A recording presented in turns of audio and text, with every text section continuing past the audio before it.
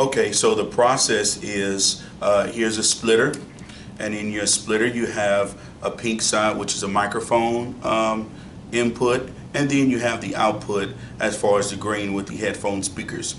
Our CFISD computers only have one jack for an input that has 3 banded lines on the end of the tip. So I will find the headphone microphone jack for my computer.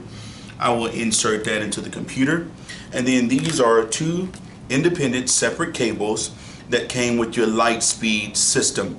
And so I would need to connect each cable to one of these. So I'll do one at a time. So for my microphone, I'm going to plug this into here. Make sure it snaps. You're going to have a little click, little snap there. And then I'm going to take this piece, the other end of the cable that I've just connected. I'm going to take the end of that cable and go into my media connector. Now the elementary schools and some middle schools have what we call here the media connector, and the other campuses have a different type of media connector, but it all works the same. And so if I would like for my teacher microphone, which is the pink line, the pink cable, I would then have to insert this cable into one of the output jacks. And this is out from the media connector going into the computer so that the student on the other end can hear me as I'm talking using my Lightspeed microphone. So once again, pink mic cable goes into the rear of your Lightspeed media connector as far as on the audio out.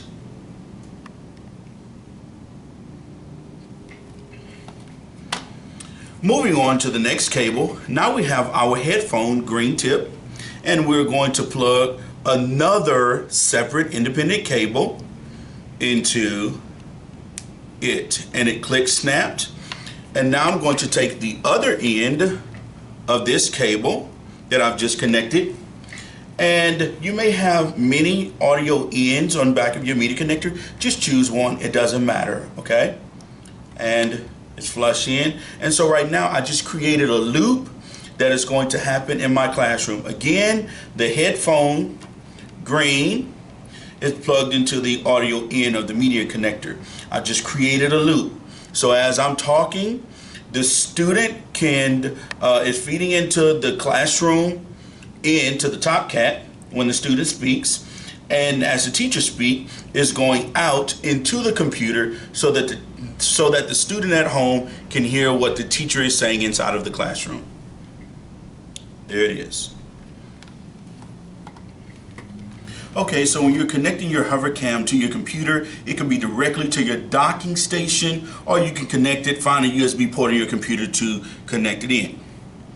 And we just plug it in, find the cable. Now what we have found too as well is that oftentimes your hovercam won't be able to run adequately without plugging in the power supply to your computer. Know that if you have the docking station already connected, you do not have to plug power into your computer, because adequate power should be running to your docking station if your hovercam is connected to your computer. But for this task, we're simulating the hovercam being connected directly to the computer, and we're going to use the power supply to give the hovercam enough power.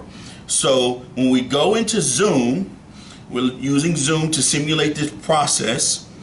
We can select on the video camera caret and ensure that the hovercam is selected.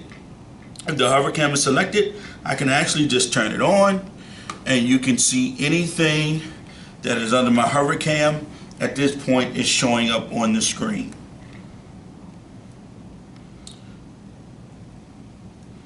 You're also noticing that there's a student that is also connected at home, and this is the student video camera that is here, and then this is the one that's connected to the hovercam.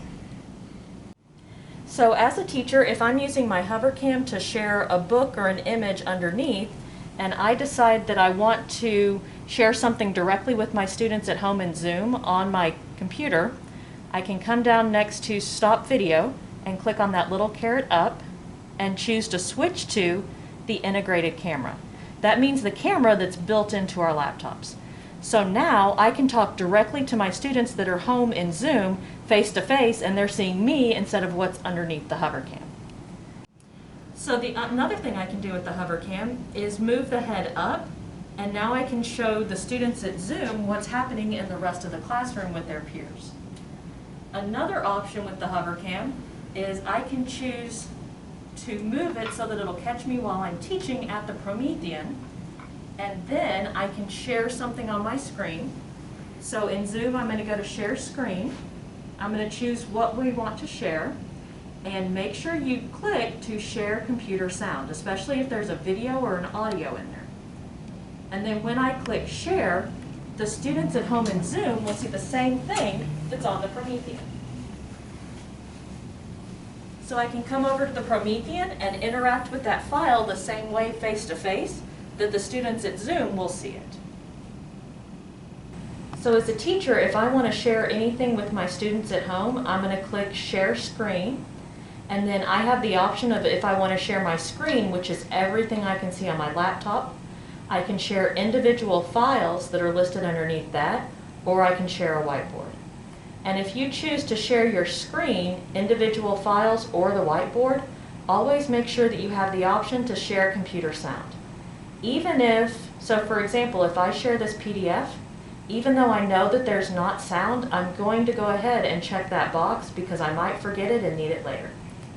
So when I click share with that PDF, Stephen, who's at home in Zoom, is going to see the same thing as my students in class on the Promethean board. And it will scroll the same way, it'll still interact the same way for the students on Zoom and the students who are face-to-face. When I'm finished, I'll click on Stop Share. Another thing I can share is the whiteboard. So if I choose to share the whiteboard, I'm going to click on Whiteboard and then Share. This is a whiteboard for me to share as the teacher to Stephen who's at home. So I can write on there using the touchpad, or I can use the touch screen on my computer. It's just another way of communicating. One thing to keep in mind though is the students at home on Chromebooks will not be able to interact with this whiteboard. It's just one-way communication from the teacher to the student. So if students in the classroom are using the Lightspeed pods and other students at home are going to be coming in with voice, the teacher will hear the students on the pods in their microphone. As a best practice, the teacher should repeat what those questions are so that it's captured for the students at home joining through Zoom. So just remember as a teacher that the students at home in Zoom cannot hear what comes in on the pod, so make sure you reframe or repeat those questions for them. Okay, so let's say I'm catching up with Stephen, who is one of my students at home in Zoom. Stephen, how was your weekend? My weekend was fairly well. I was in. Well, that sounds like a fun weekend. So the good thing to know here is Stephen is hearing me because of how we set up the cords. So the audio from my microphone is going through the computer to him at home in Zoom, and then the audio from him is coming back through my computer through the Lightspeed and the TopCat, so all the students in the classroom can still hear what Stephen has to share even though he's at home.